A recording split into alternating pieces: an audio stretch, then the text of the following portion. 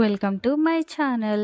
ఈరోజు మన రెసిపీ వచ్చేసండి టేస్టీగా అలాగే సింపుల్గా సేమియా పాయసం అయితే ప్రిపేర్ చేసుకుందామండి. మనము సేమియా పాయసం అనేది చల్లగా అయిపోయినాక మనకి ఇలా ముద్దగా అవుతుంది కదండి. అలా అవ్వకుండా ఇది చల్లారినాక కూడా ఇలాగే ఉండాలంటే మనము సేమియా పాయసం అనేది ప్రిపేర్ చేసుకునేటప్పుడు మనం ప్రతిదీ ఒక కప్పుతోనే మెజర్ చేసుకోవాలండి. ఇలా మెజర్ కనుక చేసి మనం పాయసం అనేది ప్రిపేర్ చేసుకుంటే ముద్దగా అవ్వకుండా టేస్ట్ అనేది కూడా చాలా బాగుంటుందండి. మనం ఇప్పుడు పాయసం ప్రిపేర్ చేసుకోవడానికి చూడండి, నేను ఈ కప్పు తీసుకున్నాను. ఈ కప్పుతో 2.5 కప్పులు వాటర్ అనేది బాయిల్ చేసుకుంటున్నానండి. ఇప్పుడు ఈ వాటర్ అనేది బాయిల్ అవుతుంది కదండి. ఈలోపు అయితే స్టవ్ పైన కడాయి అనేది పెట్టేసుకొని దీంట్లోనే ఒక 1 టేబుల్ స్పూన్ నెయ్యి అనేది యాడ్ చేసుకున్నానండి. నెయ్యి అనేది వేడెక్కాక దీంట్లోనే ఒక పావు కప్పు డ్రై ఫ్రూట్స్ ముక్కలు అనేది యాడ్ చేసుకున్నానండి. మనము డ్రై ఫ్రూట్స్ ముక్కలు అనేది ఇలా కలుపుకుంటూ దోరగా అయితే వేయించుకోవాలండి. ఇప్పుడు ఇలా డ్రై ఫ్రూట్స్ ముక్కలు అనేది నీళ్ళు వేయించి తీసుకుందామండి. చూడండి, ఈ విధంగా వేగితే సరిపోతుందండి. ఇప్పుడు వీటిని అన్నిటిని మనము తీసేసి అయితే పక్కనైతే పెట్టేసుకుందామండి. ఇప్పుడు అదే కడాయిలో ఒక 2 టేబుల్ స్పూన్ల నెయ్యి అనేది యాడ్ చేసుకొని నెయ్యి అనేది వేడెక్కాక ఇప్పుడు దీంట్లోనే నేను ఇందాక తీసుకున్న వాటర్ తీసుకున్న కప్పుతోటి ఒక 1 కప్పు సేమియా అనేది తీసుకున్నానండి. సేమియా అనేది కూడా యాడ్ చేసుకున్నాక ఇది కలుపుకుంటూ మంచి రంగు వచ్చే వరకు మనము సేమియా అనేది కలుపుకుంటూ నెయ్యిలో వేయించుకోవాలండి.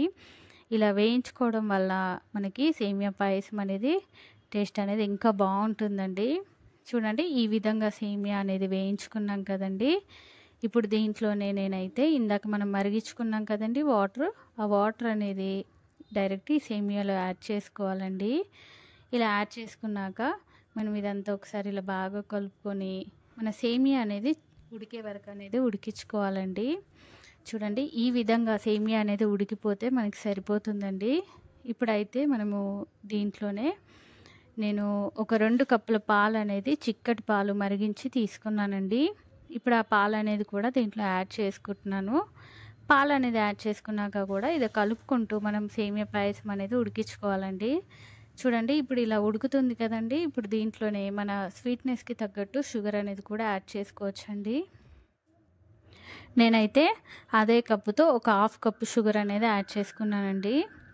ఇలా ఒకసారి అయితే షుగర్ అనేది కూడా యాడ్ చేసుకున్నాక మనము ఒక 2-3 నిమిషాల పాటు అనేది పాయసం అనేది ఉడికించుకుంటే సరిపోతుందండి.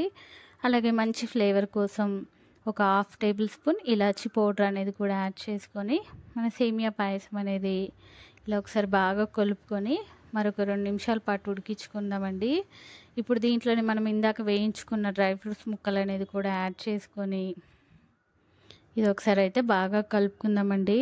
మన సేమియా పాయసం అయితే ఇలా దగ్గర పడింది కదండి. ఇప్పుడు స్టవ్ అయితే ఆఫ్ చేసి తీసుకుందామండి. ఎంతో టేస్టీగా సింపుల్గా సేమియా పాయసం అయితే రెడీ అయిపోయిందండి. టేస్ట్ అనేది చాలా బాగుంటుందండి. ఇది మనము సేమియా పాయసం అనేది ఒక్కసారి ఈ విధంగా ఈ కొలతలతో కనుక ట్రై చేస్తే ఇది చాలాసేపు చల్లారినాక కూడా ముద్దగా అవ్వకుండా సేమియా పాయసం అనేది ఇలా లిక్విడ్గానే ఉంటుందండి. ప్లస్ టేస్ట్ అనేది కూడా చాలా బాగుందండి. తప్పకుండా మీరు కూడా ఒక్కసారి ఈ విధంగా సేమియా పాయసం అయితే ట్రై చేసి ఎలా వచ్చిందో నాకు కామెంట్ సెక్షన్లో కామెంట్స్ చేయండి. అలాగే ప్లీజ్ లైక్ చేయండి. నా మరిన్ని వీడియోస్ కోసం ప్లీజ్ మన ఛానల్ని సబ్స్క్రైబ్ చేయండి, షేర్ చేయండి. Thank you for watching the video.